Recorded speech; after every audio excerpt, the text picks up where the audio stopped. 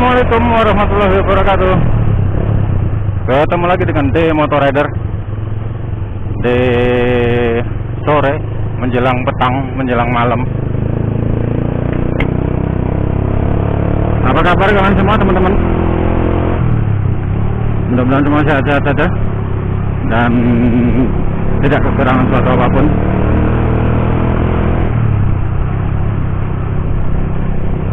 Oke, ini lagi mau ke tempatnya adik ya. Ada perlu sedikit sama adik di daerah Kupang Gunung. Ya gimana nih buat teman-teman semua untuk acara jelang tahun baru ini ya.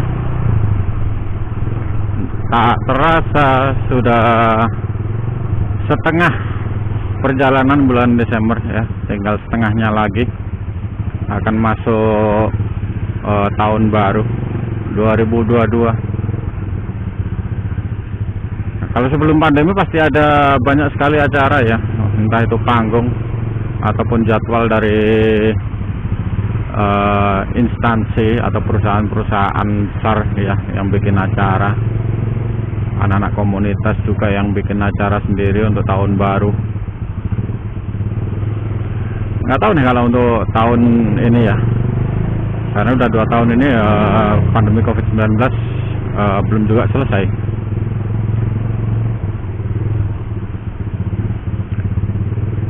Kira-kira jalur luar kota nanti ada blokir atau enggak ya? Soalnya saya bikin keluar kota untuk tahun baru ini.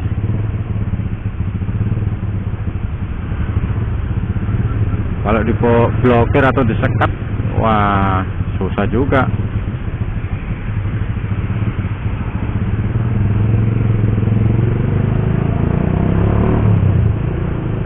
Ya saya akan sedikit bercerita ya tentang pribadi saya. Saya adalah anak ketiga dari 4 bersaudara.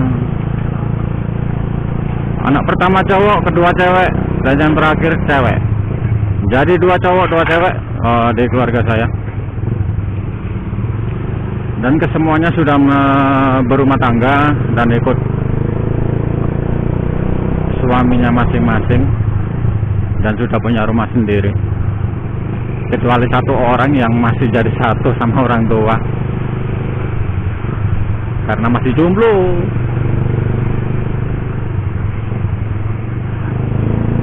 Padahal dulu waktu saya SMP sering gonta-ganti pacar. SMA apalagi, aduh. Karma mungkin ya. Repot juga nih.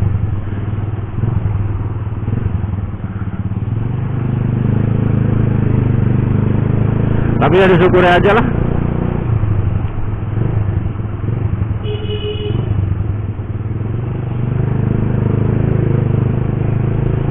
Jodoh ntar juga pasti datang sendiri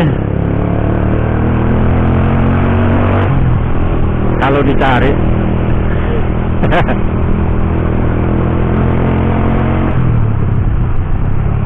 Saya kerja di perusahaan rumahan ya, bukan perusahaan besar. Bergerak di bidang penjualan secara online. Jadi jual buku-buku pendidikan, mulai dari playgroup sampai mahasiswa, semuanya ada.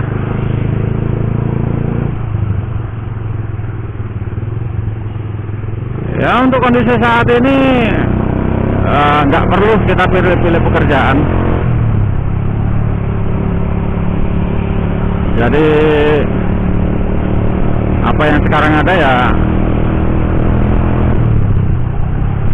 kita jalani aja, daripada pilih-pilih pekerjaan hanya karena gengsi. Tapi kalau untuk apa ya, kasarannya ya, jadi nggak bisa makan, masa mau makan gengsi gitu. Yang penting ada pemasukan dulu. Tuh, mau kemana sih Pak? Yang penting kita bisa tetap memiliki pemasukan ya untuk kebutuhan sehari-hari dan kelanjutan hidup. Untuk bagi yang berumah tangga mungkin lebih berat lagi ya. Kalau saya sendiri sih nggak ada tanggungan sama sekali ya, cicilan ataupun apa nggak ada. Jadi gaji yang saya dapat saat ini ya saya anggap cukup untuk saya sendiri. Beda lagi kalau sudah berumah tangga, wah, pasti banyak lagi pemikiran, mulai dari uang belanja, kebutuhan anak, biaya sekolah, dan lain-lain.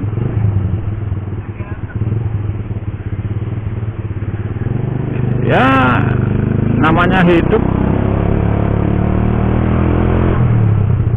pasti ada susah, ada senangnya.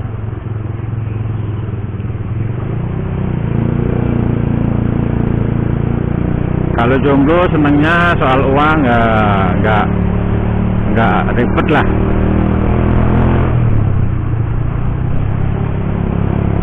Berapa yang didapat pun ya pasti cukup kalau untuk diri sendiri.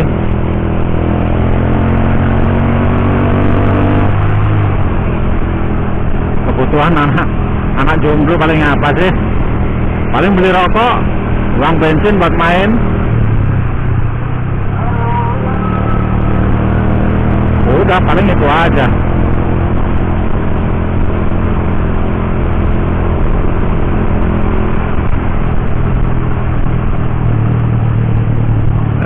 Saya juga pernah kerja macam-macam ya. Semenjak SMP saya biasa untuk apa ya, kerja part time. Jadi dulu tiap kali pulang sekolah saya pergi kerja. Waktu itu masih zaman boomingnya wartel, sebelum ada HP. Saya kerja di wartel, jaga wartel. Ya untuk anak SMP uang 750.000 per bulan ya udah banyak. Buat keperluan sendiri. SMA pun juga gitu. Kebetulan saya dulu perhotelan ya, sempat ikut kerja part time di hotel casual reguler. Awalnya tiap Sabtu Minggu, terus akhirnya dibikin permanen, tiap hari saya harus datang ke sana. Ya cuma jadi tukang cuci piring, tapi ya buat anak SMA itu nggak penting. Mau kerja apapun, yang penting ada pemasukan buat jajan, jalan-jalan sama temen, sama pacar. Dan bodohnya lagi, karena sudah terlanjur enak bekerja, akhirnya lupa sama kewajiban saya sendiri, yaitu sekolah.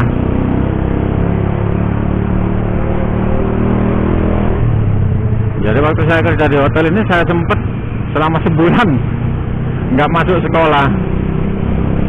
Ya ini akhirnya bikin saya sempat nggak naik kelas. Ya mau gimana lagi lah. Ya. Jadi hidup itu nggak selamanya enak. Apapun tindakan kita pasti ada konsekuensinya yang harus dibayar. Kayak saya yang sudah enak-enak dengan kerja, pada saat itu merasa sudah nggak perlu sekolah karena saya sudah dapat pekerjaan yang waktu itu pemikiran saya masih pemikiran naif. Karena merasa pasti nanti bakal tetap dipakai sama hotel ini kan.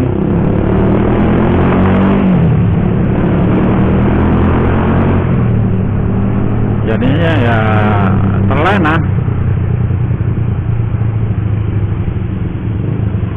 Terus begitu lulus dari SMA, saya sempat merantau ke Bali, kerja di salah satu hotel bintang 5 di daerah Nusa Dua, di Grand Hyatt waktu itu.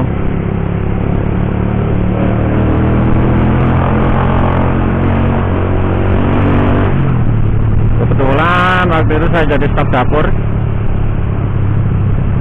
jadi asisten koki. Jadi waktu di Grand Hyatt saya juga mulainya dari bawah, dari tukang cuci piring dulu.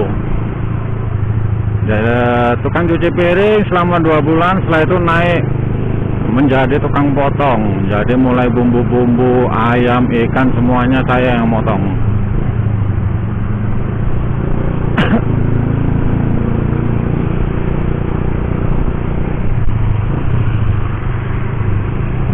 Terus 6 bulan berikutnya saya naik posisi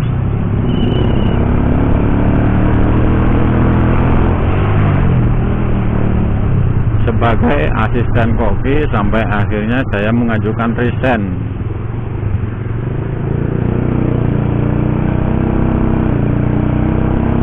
Karena saya merasa karir saya itu stuck di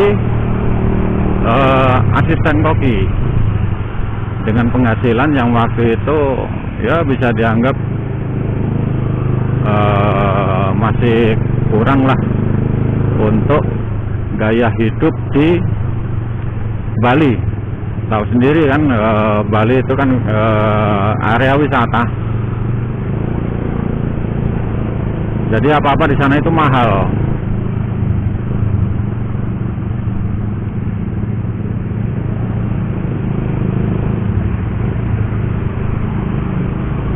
Dan saya mulai kembali ke Surabaya itu setelah bom Bali kedua. Setelah bom Bali kedua saya balik lagi ke Surabaya, karena kekhawatiran orang tua dengan kondisi di Pulau Bali saat itu. Jadinya saya memutuskan untuk pulang dan sempat nganggur beberapa bulan.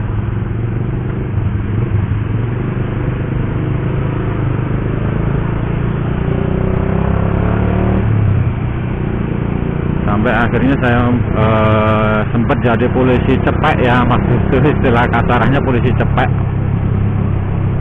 di depan Jatimeksu di Jalan Ahmad Yani. Itu saya lakoni selama beberapa bulan sampai akhirnya dapat pekerjaan baru lagi. Ya, saya rasa segitu aja dulu ya cerita soal hidup saya. Untuk yang lain-lain nanti ya disambung lagi lah. Jadi intinya saya ini bukan orang yang sempurna. Pernah juga merasakan di bawah, pernah juga merasakan di atas, dalam artian posisi dalam pekerjaan. Tapi karena jiwa muda saya yang masih istilahnya mencari jati diri, ingin mencoba-coba, akhirnya banyak membuang kesempatan untuk saya berhasil di satu bidang. Jadi saya harap apa yang terjadi sama saya ini nggak terjadi sama yang lain ya, teman-teman semua. Ya, jadikan cerita saya ini sebagai pembelajaran untuk tidak menyia-nyiakan kesempatan yang kita dapat.